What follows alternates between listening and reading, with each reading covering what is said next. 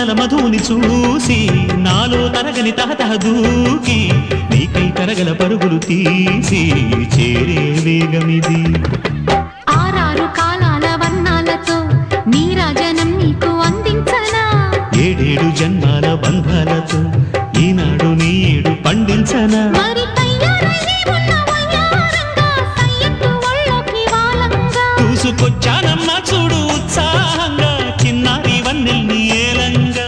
ప్రతిక్షణం పరవశం కలగగా.